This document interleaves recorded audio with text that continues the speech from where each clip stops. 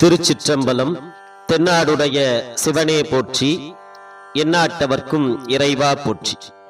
அனைத்து அடியார் பெருமக்களுக்கும் சிவனருட்பேரவை யூடியூப் சேனலின் வழியாக அடியேனின் அன்பு கலந்த வணக்கத்தை தெரிவித்துக் கொண்டு, இன்றைய ஆன்மீக கதைகள் பகுதியில் மகிழ்ச்சி எங்கே இருக்கிறது என்ற தலைப்பில் சிந்திக்க முற்படுகின்றோம்.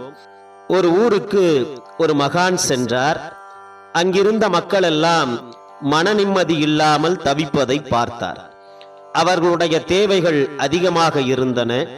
அவற்றை பூர்த்தி செய்யும் அம்சங்களோ குறைவாக இருந்தன. அவர்கள் ஒவ்வொருவரும் தமக்கு கிடைத்திருப்பது போதாது, இன்னும் வேண்டும் என்ற பேராசை உடையவர்களாகவே இருந்தார்கள். ஒரு நாள் மகான் அந்த மக்கள் இருக்கக்கூடிய வீதியின் வழியே எதையோ தேடிக் கொண்டிருந்தார். அவரை தெரிந்திருந்த மக்கள் அவரிடம் நெருங்கி வந்து, என்ன தேடுகிறீர்கள் என்று கேட்டார்கள். ஒரு ஊசியை தொலைத்து விட்டேன், அதைத்தான் தேடிக்கொண்டிருக்கிறேன் என்று பதில் வந்தது. அங்கிருந்த மக்களும் மகானுக்கு உதவுவதற்காக அந்த வீதியில் அவர் தொலைத்த ஊசியை தேடிக்கொண்டிருந்தார்கள். அப்போது அந்த கூட்டத்திலே ஒருவன், ஊசியை நீங்கள் எங்கே தொலைத்தீர்கள், சொல்ல முடியுமா என்று கேட்டான். அந்த மகானும், வீட்டில்தான் எங்கேயோ தொலைத்து விட்டேன் என்றார். அவ்வளவுதான்.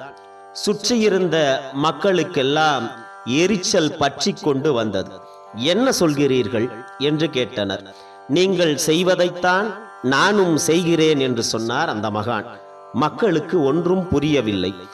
புரிந்து கொள்ளுங்கள் மக்களே, மன அமைதியும் சந்தோஷமும் மனத்துக்குள்ளேதான் இருக்கிறது.